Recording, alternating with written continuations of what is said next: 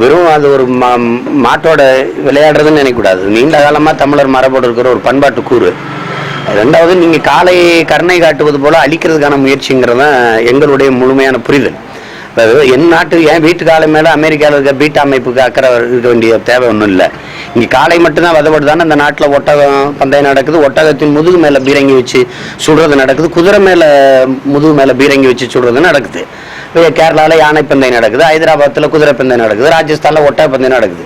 இதெல்லாம் எதுவும் சிரிச்சுக்கிட்டு ஓடுறதில்லை, அதையெல்லாம் வதைய அவங்களுக்கு தெரியறதில்லை. என் நாட்டு மாட்டு இனத்தை அழிக்கணுங்கிற உள்ளார்ந்த நோக்கம் தான் இதில். அதில் ஒரு பெரிய அரசியல் இருக்குது. ஏன்னா பாலின் சந்தை மதிப்பே 3 லட்சம் கோடி இருக்குது. அதுக்கு இந்த என் நாட்டு மாட்டு இதை அழிக்க வேண்டியது இருக்குது. அந்த நாட்டு மாட்டு உரம் சாணம் உரமாகுது. அந்த மாடு இருக்கிற வரை ரசாயன உரத்துக்கு விவசாயி வரமாட்டான். இதெல்லாம் பல திட்டமிட்ட வேலை. அதனால தான் நாங்கள் அந்த தடையை நீக்க சொல்லி மத்திய அரசுக்கு சட்ட ரீதியான போராட்டங்களும் அரசியலான அழுத்தங்களும் நடக்குது. அந்த 2 ஆண்டுகள் நடக்கலை. இந்த தமிழ் மக்களின் உணர்வுக்கு மதிப்பளித்து வருகிற குளிர்கால கூட்டத்தொடரில் ஒரு மசோதாவை கொண்டு வந்து இந்த தடையை நீக்கி ஜல்லிக்கட்டு நடக்கிறதுக்கு ஒரு வாய்ப்பு தந்தால் பெரும் மகிழ்ச்சியோடு நம்ம வரவேற்போம். இவ்வளவு நாள் வரைக்கும் அப்போ பள்ளி கல்லூரிகள்கிட்ட வழிபாட்டு தலங்கள்கிட்ட மதுக்கடை இருந்திருக்குங்கிற அரசு ஒத்துக்கிறது தானே. அப்போ அதை தானே நாங்கள் கோரிக்கை வச்சு போகிறோம். முதல்ல அதை மூடுங்கன்னு தான் சொன்னோம்.